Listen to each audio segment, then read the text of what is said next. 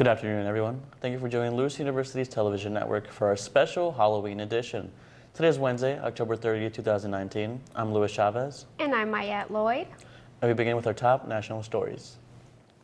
On Halloween, children may be carrying around blue pumpkins while trick-or-treating for autism awareness. One mother on Facebook shared that she will be trying this technique with her 3-year-old son, who is nonverbal, to let people handing out candy know that he has a disability. The post has gone viral and gained mass attention, which has helped to spread the word. A clinical director for the Pennsylvania Autism Action Center, Rachel Brenolick, thinks that by holding blue buckets, all children can experience trick-or-treating. More Halloween trends have successfully caught on, as well, like the Teal Pumpkin Project that raises awareness for food allergies. President Trump and First Lady Melania Trump greeted a group of children fully dressed in costumes at the White House Monday in an early celebration of Halloween. The Trumps passed out candy in front of the fully decorated White House.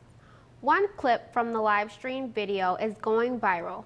However, as one child dressed in a Minion costume was given candy placed on top of his head. The Trumps have put their own spin on the celebration, which dates back to 1958, when Dwight D. Eisenhower started the White House tradition. Families of the military veterans and students at nearby elementary schools were invited to partake in the celebration. Halloween is just around the corner, and there are more than 172 million people who will be celebrating. The total spending for this season will reach $8.8 billion, with the average household spending $86.27 on candy and costumes. But what are the most popular Halloween costumes? The top children's costumes include princesses and superheroes, including Batman, Spider-Man, and the Avengers. The top 5 adult costumes are witches, vampires, superheroes, pirates, and zombies. The top pet costumes include pumpkins, hot dogs, and bumblebees. Be safe and have a happy Halloween. 15-year-old Tommy Hardy has cerebral palsy, autism, and is nonverbal, but that does not stop him from joining in the Halloween festivities. His father, Tom Hardy, and friends spent over 100 hours creating his costume. His costumes are attached to his wheelchair. In prior years, Hardy's costumes ranged from a dragon from the Game of Thrones and an X-Wing from Star Wars. This year, Hardy is sporting an Air Force fighter jet in honor of his grandparents, who both served in the Air Force. Candy corn has been around since the 1800s, and love it or hate it, today is the day to celebrate it. Candy corn got its name because yellow, orange, and white colors were used to represent the colors of corn kernels. More than 35 million pounds, or 9 billion kernels, are produced a year. The simple confection is made with little more than sugar, water, marshmallows, and wax. Each kernel contains about 7 calories. It's still a Halloween staple, despite the fact that some could do without it. Coming up next, we'll take a look into leading local headlines. And later, we have the latest Lewis news. Stay with us.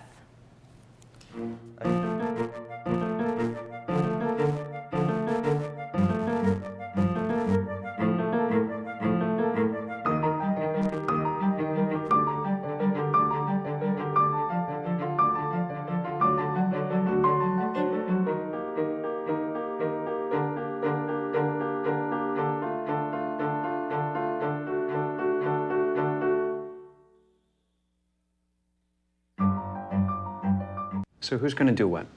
I'll pack the dead batteries. Great. I'll only put what I don't need into a duffel bag. Perfect. That's totally unhelpful. No problem. Meanwhile, I will try to comfort everyone by speaking in a calm voice. And who is going to handle supplies? I can forget to do a list for us. Thanks, pal. We couldn't be any less prepared. I'm proud of you guys. Talk to your kids about who to call, where to meet, what to pack. Visit ready.gov/kids for tips and information. You know what, guys? There's a lot of tree branches and dry brush over here. We should probably move the bonfire over there.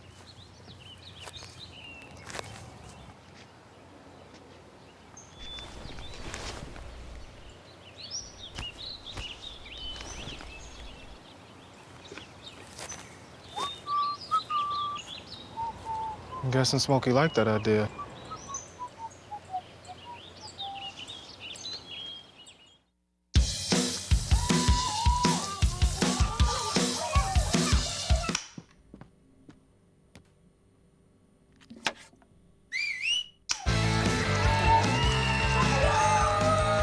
Don't let E. coli mosh with your food.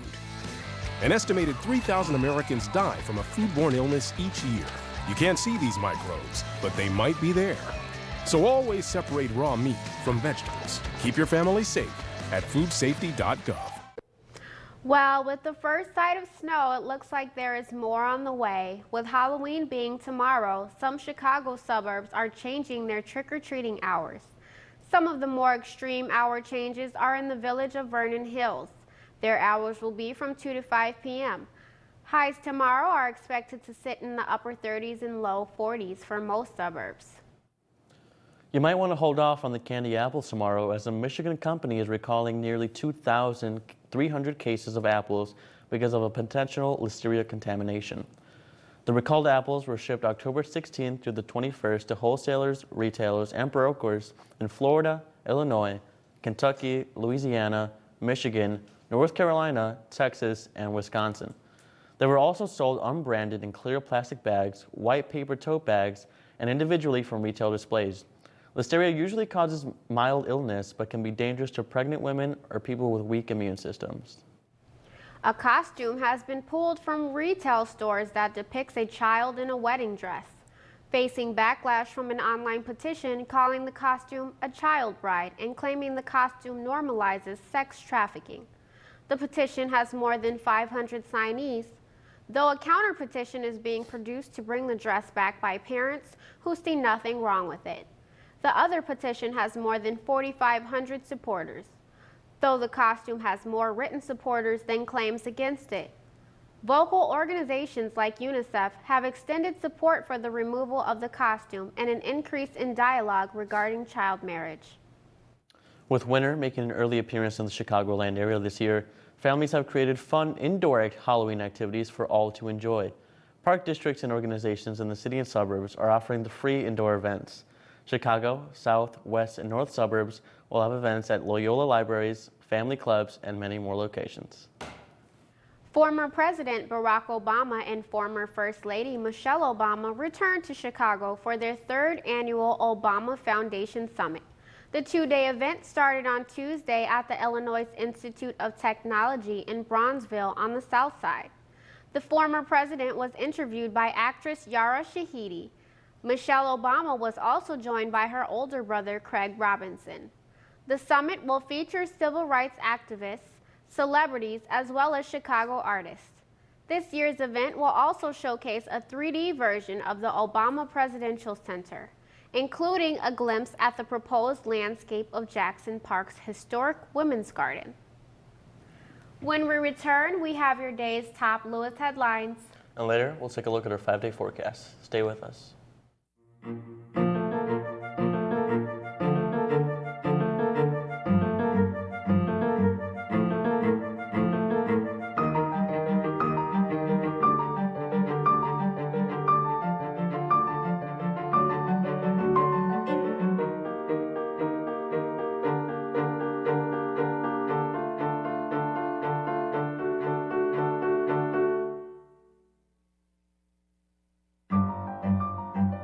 So who's going to do what? I'll pack the dead batteries. Great. I'll only put what I don't need into a duffel bag. Perfect. That's totally unhelpful. No problem. Meanwhile, I will try to comfort everyone by speaking in a calm voice. And who is going to handle supplies? I can forget to do a list for us. Thanks, pal. We couldn't be any less prepared. I'm proud of you guys. Talk to your kids about who to call, where to meet, what to pack. Visit ready.gov/kids for tips and information. You know what, guys? There's a lot of tree branches and dry brush over here. We should probably move the bonfire over there.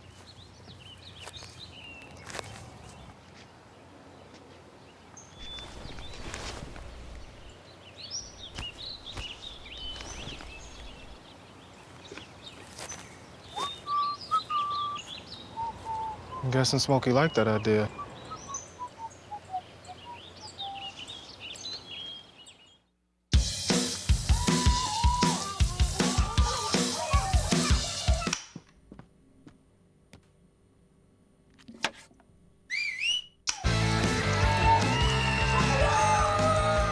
Don't let E. coli mosh with your food. An estimated 3,000 Americans die from a foodborne illness each year. You can't see these microbes, but they might be there. So always separate raw meat from vegetables. Keep your family safe at foodsafety.gov. The Lewis University Library is holding a spooky scavenger hunt in celebration of Halloween. The hunt, which begins at the library service desk, started October 28th and will continue through to the 31st. After solving all of the clues, participants will be entered into a grand prize drawing. Lewis's Jet Fuel Review and Film Studies is holding a horror movie night tonight from 6:30 p.m. to 8:30 p.m. in AS 158. The 2018 adaptation of Halloween will be shown, with former Jet Fuel Review film critic Michael Lane presenting on the film. What do you do with your carved pumpkins after Halloween? Lewis University and Will County have partnered for the 5th annual Will County Collection of Pumpkins for recycling. Students and residents can give their jack-o'-lanterns a second life through composting this Saturday from 9 a.m. to noon in the West parking lot. The Lewis Physics Club is providing catapults to make the event even more fun. Lewis volunteered to partner with Will County because the university already collects food scraps on campus and sends them out for composting. All pumpkins will be shredded and then taken to a site where they'll be mixed and composted. The pumpkins will become a nutritious soil supplement, feeding future crops, gardens, or even a new pumpkin patch. There is a limit of 5 pumpkins per person, and they're collecting naked pumpkins only, so no candles, bags, or boxes. Lewis and Will County want to encourage more residents, businesses, and schools to start composting. The Fairmont School has created a safe haven called the Hospitality Room, where students can visit during school whenever they need to decompress or talk about issues that are bothering them. Reporter Chris Patino has the story. Oh, hey, Colin. Hi. How you doing, buddy? Good. Good to see you. Hey, what's going on? With 1 in 4 Fairmont students suffering from trauma, Mr. Chapman has been looking for ways to help ease the children in their environment. The solution, it appears, comes in the form of the Hospitality Room. That's the question I'm giving to the kids, is how can we serve you? And we want them to understand we do want to serve them. Yeah, we want to educate them, we want to love them, but we want to, that's hospitality. So do you get to play basketball this year, or you're still too young, aren't you? I have to be in 5th grade. 5th grade. In July, I came to Dr. Sapella, and we sat down. I shared all this, I downloaded all this information to her of all these different meetings I had, all the books I had, and I said, I want to develop a room called the Hospitality Room. And as the superintendent, you know, she has a big decision process there of what do we want to do with this staff member? How do we help kids the most? And she says, let's do it. And it was behind her, behind so many staff members, that we actually were able to develop the room that we're sitting in, the Hospitality Room, that kids get to come and get support, and maybe sometimes re-engage with the classrooms, sometimes get some work done. And so that's the genesis of the Hospitality Room. Upon entering the space, you feel an immediate sense of calmness that removes you from the busy school atmosphere, placing you into a kind of sensory oasis. The students' response as they come into the room is very similar to the adults. Whoa. And they look around, but they're not overwhelmed, because I don't have a lot of games.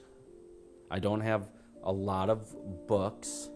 I don't have so many options. I don't have those things. I have a marker board, I have miniature marker boards, and I have about 4 or 5 different seats. And you could just choose one of them. When kids have gone through foster care, when kids have experienced divorce, when kids have experienced major life situations, it could even be losing a home. Dad lost a job. Could be not eating enough. All of those things will cause a kid to not be regulated.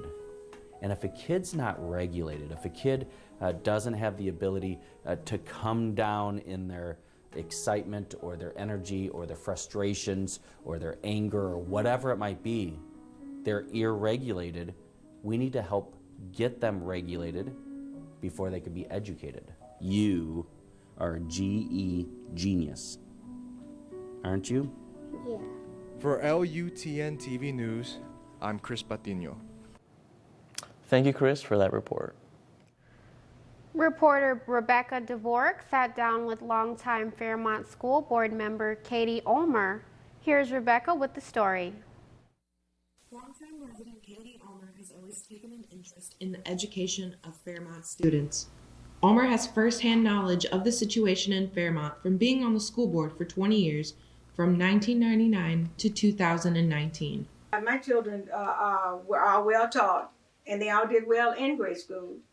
They had no problems when they got to high school. The school system, however, was not always at its finest. I feel like every one of those children in that school should have the same opportunity. And everybody in the community should be the same way. Out of the 3,500 plus school districts in Illinois, Fairmont ranks in the bottom 10%, according to PublicSchoolReview.com. Now I wanted to make a change and make sure that these children were well prepared by the time they got ready to go to high school. But kids are failing, they get to Lockwood, they can't compete, and they were made fun of because they didn't know certain things. So that prompted me to get involved. I wanted that stop. I wanted these kids from Fairmont School to be able to compete with any school, whether they went to Lockwood High, Joliet, Catholic school, wherever they went. Although Ulmer is no longer on the school board, she is still concerned about the students' success. She has this advice for parents. Go to your children's school, visit the school, see how well your children are doing. Don't wait till the last minute. For LUTN TV News, I'm Becca Dvorak. Thank you for that story, Rebecca. You know, I think it's really nice that Lewis University kind of gives you a place where you can get your old pumpkins out there, because every year the squirrels always eat mine. It happens every year. You know, you spend time carving it out and making something really pretty. Yeah. The next day it's gone. What better way to catapult? Get it out so there. So much fun. Get it out. Just catapult it away. We should go. We should go. We should. Maybe you'll see us there. Coming up next, we have your full 5-day forecast.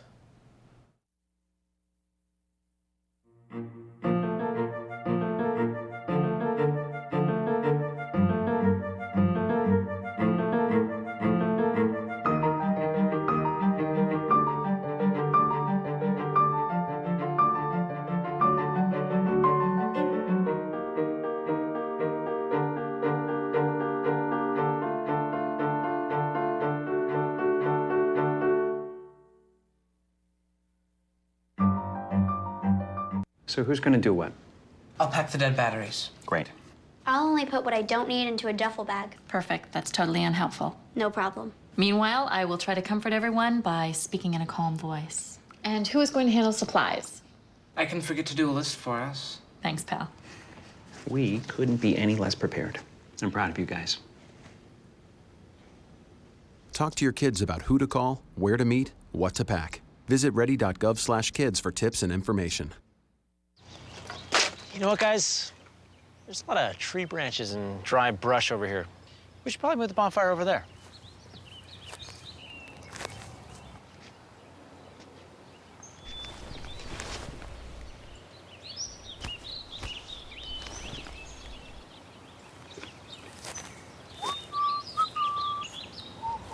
I'm guessing Smokey liked that idea.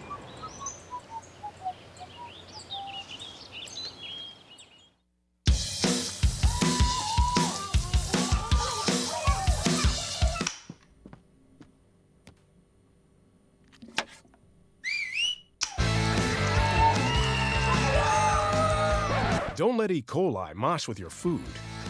An estimated 3,000 Americans die from a foodborne illness each year. You can't see these microbes, but they might be there. So always separate raw meat from vegetables. Keep your family safe at foodsafety.gov. Welcome back to Lewis University's television network. I'm Carl Zahn with your weather. Right now in Romeoville, Illinois, it's very disappointing. We feel like we're below freezing. It's 39 degrees out, but with that 16-mile-per-hour northeasterly wind, it's absolutely terrible. There's definitely some snow still on the grass from last night's snowstorm, but hopefully soon we won't see it. We'll get back to that nicer weather. which is not going to happen because it's fall. For our local temperatures up in Madison, Wisconsin, we're looking at 35, down in Kankakee 42, Valparaiso 42, Windy City 40 degrees, South Bend 41, Michigan City 39. For our national temperatures, Seattle, 53 degrees. Let's just be thankful that we're not in Denver, Colorado, because it's 18 degrees there. I would rather be in Los Angeles where it's 77 or Sarasota where it's 86. Am I right? For our national radar, it looks like there's even some snow coming up for tomorrow for trick-or-treat day. Halloween, very excited. The snowstorm that we saw last night has turned into rain as it moves into the Michigan area. Actually, a massive storm kind of coming up into the Washington and New York eastern coast area, while some snowstorms are adapting in the Minneapolis area and coming into Chicago, as we see in our 5-day forecast a little later. Today, it's just been kind of a yucky day outside. It's kind of cleared up, though. Earlier, we had some snow or some rain, a lot of sleet, really kind of slippery conditions on the roads there, but hopefully it'll clear up for the rest of the night, but it will come back tomorrow. Don't worry. A high of 40 and a low of 32 is colder than our normal temperatures for today, October 30th, with a high of 57 and a low of 39. For our record temperatures in 1950, though, we were at 85 degrees, and in 1988, let's just thank God it wasn't 21. For our 5-day forecast tomorrow, there is going to be some snow on Halloween, high of 33 and a low of 20. So if you do plan on going out, even though you're in your costume, please be sure to bundle up, stay warm. Friday and going into the weekend, those temperatures are going to fluctuate into the 40s, a 41 high and a low of 30 on Friday with mostly sunny.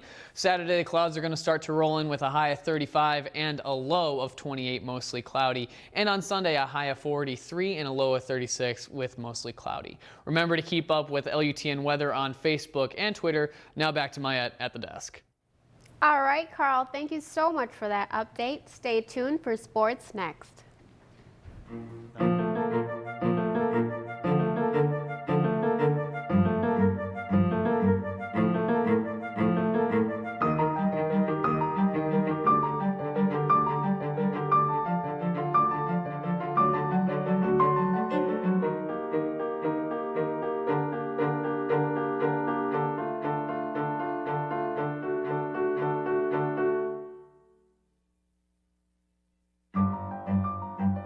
So who's going to do what? I'll pack the dead batteries. Great. I'll only put what I don't need into a duffel bag. Perfect. That's totally unhelpful. No problem. Meanwhile, I will try to comfort everyone by speaking in a calm voice. And who is going to handle supplies? I can forget to do a list for us. Thanks, pal. We couldn't be any less prepared. I'm proud of you guys. Talk to your kids about who to call, where to meet, what to pack. Visit ready.gov/kids for tips and information. You know what, guys? There's a lot of tree branches and dry brush over here. We should probably move the bonfire over there.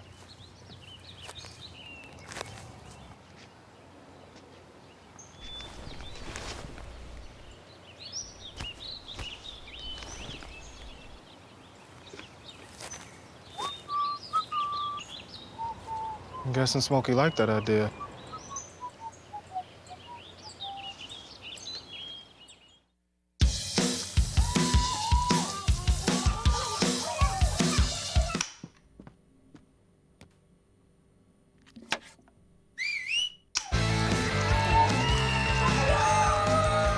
Don't let E. coli mosh with your food. An estimated 3,000 Americans die from a foodborne illness each year. You can't see these microbes, but they might be there. So always separate raw meat from vegetables. Keep your family safe at foodsafety.gov. Welcome back to LUTN. I'm Jake Stanowski with sports. On Thursday afternoon, the NCAA announced that Lewis University has become one of 32 schools to receive the President's Award for Academic Excellence. This award is presented to Division II schools that earn an academic success rate or ASR of 90% or higher. Lewis has a 4-year rate of 92%, and additionally being one of 5 schools in the Great Lakes Valley Conference, or the GLVC, to receive the award. The ASR is determined by the percentage of student athletes who graduate within 6 years of initial collegiate enrollment. The Division II ASR includes about 34,000 non-scholarship students, athletes, who leave school while academically eligible. Congratulations to all the Flyer athletes. The Flyers men's basketball team enters its season debut in big fashion as they face the University of Illinois in an exhibition game this Friday at 8 p.m. at the State Farm Center in Champaign, Illinois. This season, the men's basketball team looks to make a big splash in the GLVC this year. The Flyers were picked to place 5th in the GLVC preseason coaches poll behind teams such as Bellarmine, Indianapolis, and Southern Indiana. The Flyers also welcomed back 10 players from last year's team that won the GLVC regular season championship, including Adam Pischke, Donovan Oliver, and Anthony Diavanzo. The Flyers start their official regular season next Saturday as they travel to McKendree to take on the GLVC and GLIAC Challenge. Chicago Blackhawks defenseman Brett Seabrook has been the topic of confusion as of late for the franchise. The Stanley Cup winning veteran has been a healthy scratch for 2 games in a row now for the Blackhawks, leading many to question why, and especially after last night's 3-0 shutout loss to the Nashville Predators. The 34-year-old defenseman stated he is upset about the decision as well. He expressed that he believes he still has something to offer to the league and will be a good player for quote-unquote somebody. Additionally, this situation prompts another problem. Brett Seabrook has the 3rd highest cap hit on the team with a $6.8 million contract in his 4th year of a total 8-year deal. Seabrook also has a full no-movement clause until the final 2 years when it becomes a modified no-trade clause, so he does have some control for his future if it leads him elsewhere for other teams who would love to have a locker room presence like his. In briefs, the World Series is going to a decisive Game 7. The first 2 games were won by the Washington Nationals in very convincing fashion, including a 12-3 victory in Game 2. The Houston Astros, meanwhile, then came back with a convincing 2 wins of their own and then took the series leading Game 5 with a 7-1 win. This past Game 6 featured the Nationals winning a wild one 7-2. It's been a swing of lopsided scores over a series which has only seen 3 total lead changes. Game 7 is tonight at 7:08 p.m. and you won't want to miss it. In the NFL, the trade deadline is officially closed, and it was certainly one of the quieter ones this season. The biggest headline trade this year actually came 2 weeks ago when star cornerback Jalen Ramsey was dealt to the Rams and then Marcus Peters subsequently going to the Ravens.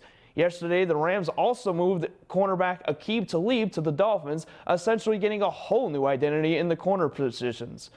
Additionally, yesterday, offensive tackle Trent Williams also reported back to the Redskins. So some key moves were done on deadline day for all 32 teams, but not any headline moves. And staying on topic of the deadline, the New York Jets have been the talk of the league lately over the past few weeks and have not been short of controversy. From last week's seeing ghost comment from Sam Darnold on Monday Night Football to Le'Veon Bell trade rumors to Leonard Williams being traded across the hall to the New York Giants, and now to Jamal Adams trade rumors, which were apparently false according to Adams himself. It will be interesting to see what kind of fallout this may entail for this currently drama-filled Jets franchise. I'm Jake Zdanowski with sports, and now back to you guys at the desk. Thank you for that update, Jake. I just want to say, I think we all look fantastic on desk today. Thank you very much, Lewis. Carl, I tried very hard. You know, Maya, you look great, but Carl. He went. How can you deny this? You went Thank you very much. full out. I hope you walk outside a lot today and tomorrow in this. I hope everyone gets to. A little too cold to walk outside in It's a little cold. Yeah. I will say about. Yeah. I do say so. Yeah, I mean the weather looks a little cold for the rest of the week, so. With that snow coming in tomorrow, again, if you're going outside, just make sure to bundle up. Make sure that you keep your kids warm, keep warm, because it is going to be a cold one, and snow is on the way. So. And if you're going trick-or-treating, make sure to stay safe out there. Well, that's it for today's news. Thank you for watching. As a reminder, you can always keep up with Lewis News on Facebook, Twitter, Instagram, and by visiting our website, charliemedia.press. I'm Luis Chavez. I'm Mayette Lloyd. And I'm Carl Zahn with your weather. Have a safe and happy Halloween.